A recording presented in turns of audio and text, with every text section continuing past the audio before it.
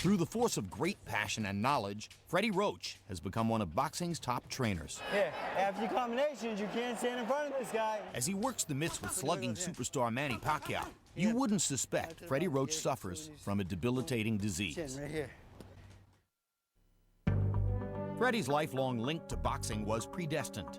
His father, Paul, made boxing a family affair, and Freddie's path was established. My dad lived through us. He was a fighter. He wanted us to be fighters. It was part of life in the Roach household.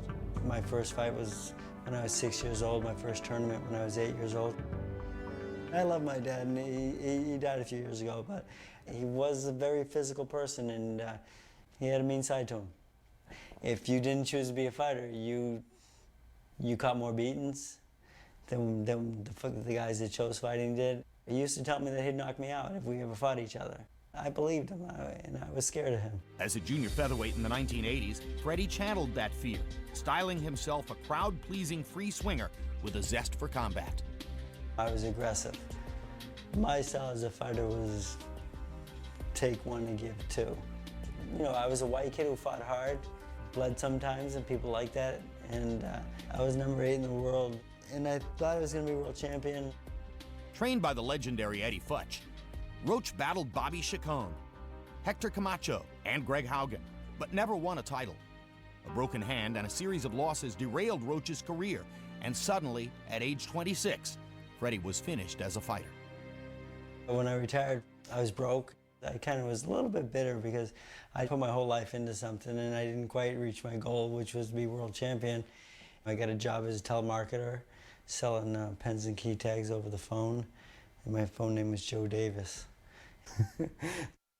Then Eddie Futch reached out to his former pupil to help train his legion of fighters. Within a year, Roach had his own champion in Virgil Hill. I became Eddie's assistant. I wanted nothing to do with it, but then I just found something that I actually did better than fight, and that's training fighters. Since then, Roach has trained some of the biggest names in boxing, including Marlon Starling, Virgil Hill, Mike Tyson, Johnny Tapia, James Toney, and Manny Pacquiao. Roach credits his success to lessons learned from Futch, the gentle father figure who taught him to love boxing again. I have worked with 17 world champions in all so far. I think Mr. Futch has like 23, 24, and I'm chasing him. Freddie's latest charge, Manny Pacquiao, is a fighter with whom he shares a playful bond.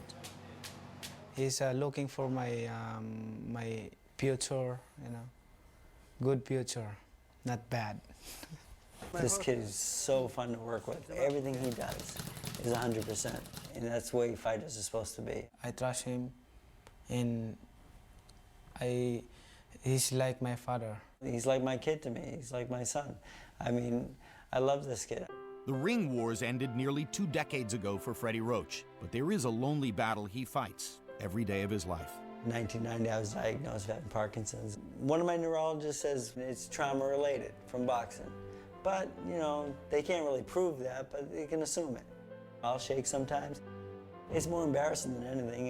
You know, I can't walk too well, but I can box in the gym 40 rounds if I want to. No problem. I don't talk to my fighters about my disease, and I don't think Manny even knows that I have Parkinson's, to be honest with you. It doesn't get in the way of my life and my training at all. Parkinson's is part of my life, but let's keep it at that. You know? We don't have a problem about that. My doctors tell me, you know, someday it could affect me where I can't function as well as I do. And I said, well, until that day happens, I'm gonna work my ass off. I'm not gonna lie down and die. I'm a fighter and I'll be a fighter till the end. I don't want anyone to feel sad for me because I'm very happy.